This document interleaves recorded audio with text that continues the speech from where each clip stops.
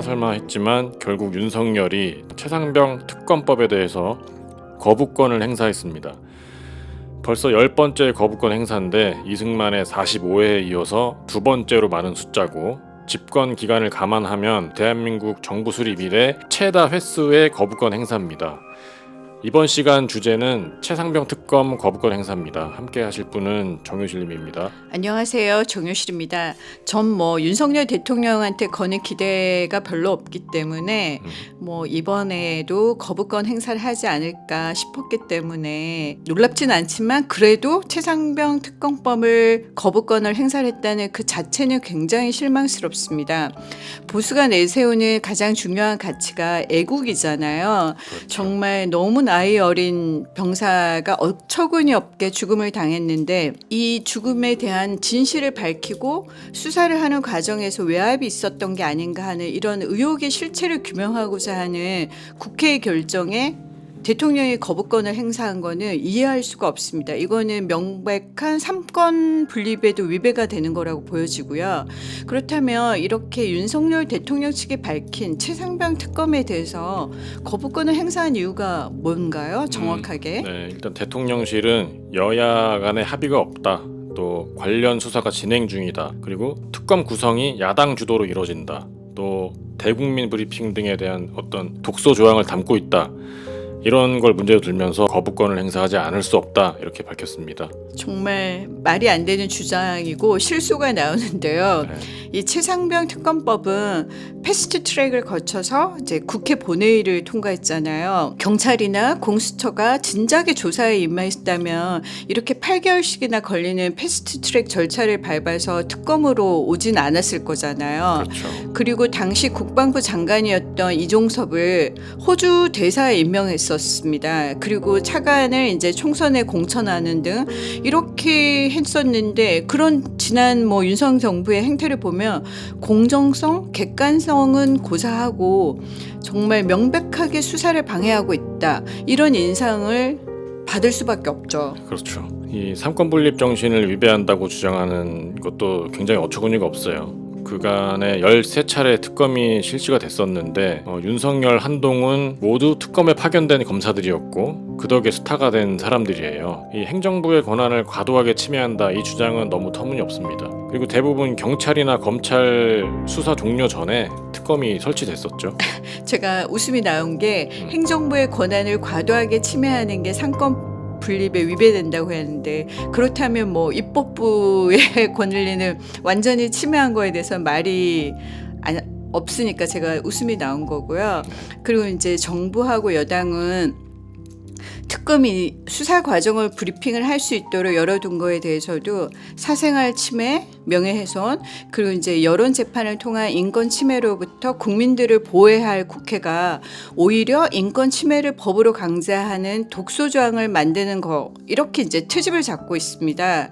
근데 사실 최순실 국정농단 특검 등 기존의 역대 특검들 모두가 대국민 브리핑이 있었습니다. 그렇죠. 이 특검이라는 것 자체가 전 국민의 이목이 쏠리고 특별한 사안에 대해서 벌어지는 거잖아요. 하는 거잖아요. 그렇다면 모든 국민들은 알아야 하는 권리를 가지고 있는 거고, 또 이거에 대해서 알려줄 의무가 있는 거는 당연한 건데, 이런 반대를 위한 반대를 할 게 아니라 그동안 국회에서 왜 의견을 말하지 않고 대안을 제시하지는 않았는지, 이것도 굉장히 저는 궁금해요. 특검 추천도 변호사 협회에서 추천한 4인 중에 2인을 골라서 민주당이 대통령에 추천하는 구조잖아요. 네.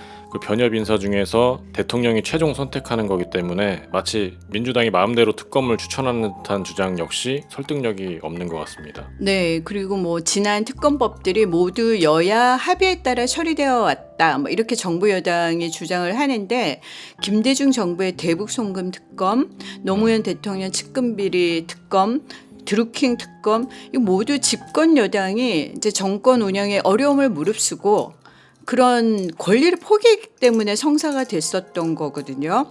윤석열 정부처럼 모든 의혹에 대해서 무조건 감추고 회피하려고만 하면 여야 합의가 될 수가 없죠. 그리고 최상병 사망 사건 수사 외압과 관련해서 현재 재판이 진행 중에 있습니다. 이 과정에서 오염된 증거나 왜곡된 증언 뭐 이런 걸로 인해서 판결이 잘못 나오면은 안 되잖아요. 그래서 그런 판결이 나오기 전에 신뢰성과 객관성을 갖춘 독립기관이 수사를 해야 되는 게 절대적으로 필요한 시점이라고 보여집니다. 이렇게 신뢰성과 역량을 의심받는 경찰, 공수처 수사만 쳐다보기에는 저는 상황이 굉장히 긴박하고 정말 너무 안타까운 일이니까 그렇게 저는 굉장히 상황이 너무 긴박하다고 봅니다. 윤석열의 거부권 행사는 분명히 민심과는 역행하는 겁니다. 대부분의 여론조사 결과를 보면 최상병 특검을 지지하는 여론이 60%에 육박을 하고 있거든요. 그리고 이미 9번이나 거부권을 행사한 마당에 또다시 거부권을 행사하는 거, 이게 부담스러웠을 텐데 왜 거부권을 행사했을까요? 뭐 윤석열 정부가 민심은 절대 읽지 않는다고 보기 때문에 뭐 그렇긴 한데 일단은 이제 여론의 부담도 있고 지난 총선에서 민주당이 승리한 걸로 보여지는데 그거는 결국은 윤석열 정부에게 좀 더 잘해라는 민심의 경고였는데 이런 경고에도 불구하고 거부권을 행사한 거는 대통령이 경로했다 이런 경로설 이런 뭐 어떤 대통령이 수사 개입을 했다라는 거 이게 사실로 밝혀질 경우에는 현 정권의 치명타가 될 수 있다 이런 우려가 작용했을 거라는 분석이 중론인 것 같습니다. 만약에 이 대통령이 수사 개입을 한 그 과정에서 위법 행위가 드러나면 탄핵의 사유가 될 수 있겠죠. 저번에 대통령 취임 2주년 기자회견에서 이른바 대통령 경로설에 대한 질문이 나왔었습니다. 근데 윤석열은 무리한 수색을 질타했다고 하면서 대통령 경로설에 대한 답변을 회피했어요. 재판에서도 진실 공방이 벌어지고 또 공수처에서는 대질 신문까지 했었습니다. 대통령 경로설은 사실인 것 같아요. 네, 뭐 사실이겠죠. 그리고 이 윤석열 대통령의 거부권 행사에 대해서 이제 야권의 움직임도 바빠지고 있습니다. 그 민주당을 비롯한 이제 범야권의 6개 정당 그리고 시민사회단체들이 국회에서 기자회견을 열고 대통령의 거부권 행사를 규탄했어요. 그리고 오는 25일 토요일 이제 오후 3시에 서울 도심에서 대통령의 거부권 행사를 비판하는 대규모 장애 집회를 연다고 공지를 했더라고요. 여야 간 대치가 한동안 지속될 것 같습니다. 거부권의 공식 명칭은 법안 제의 요구권이에요. 대통령이 다시 한번 표결을 해달라 국회에 주문을 한 건데 과반 출석의 과반 찬성이 통과 요건이죠? 네, 그렇습니다. 이제 이렇게 국회로 돌아온 최상병 특검법의 재표결은 오는 28일 본회의에서 이뤄질 가능성이 높다고 보여지는데 국민의힘 소속 113명 중에서 17명이 찬성표를 줘야 재의결 요건을 갖추게 된다고 합니다. 그렇죠. 네. 저는 좀 사실은 불가능할 걸로 보여집니다. 이렇게 되면 이제 민주당은 재표결에서 부결이 되면 다가오는 22대 국회에서 네. 최상병 특검법을 재추진한다는 방침입니다. 이때는 이제 8명의 이탈표만 나오면 거부권이 무력화된다고 하긴 하네요. 국회 입법조사처가 내놓은 대통령 법률안 제2요구권의 헌법적 한계라는 제목의 이 보고서를 보면 국회에서 의결된 법률안이 대통령의 사적인 이해와 충돌한다는 이유로 제2요구권을 행사하는 건 헌법상 용인되기 어려울 것 이런 지적이 있습니다.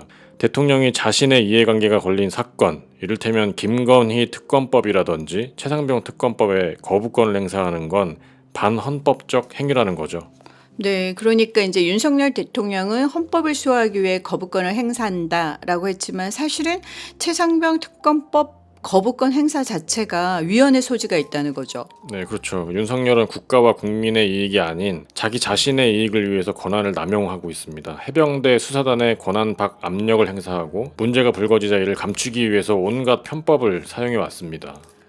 저는 정말 한숨이 나오는데 대한민국이 정말 최악의 저희가 대통령을 만난 게 아닌가 하는 그런 참담한 마음이 듭니다.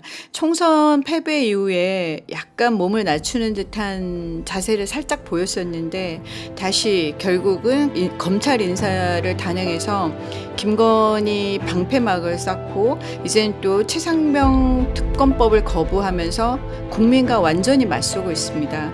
과연 임기를 다 채울 수 있을지 그리고 다 채우는 과정에서 또 얼마나 많은 일들이 일어날지 뭐 답답한 마음이 드네요. 네, 오늘은 여기까지입니다. 감사합니다. 감사합니다.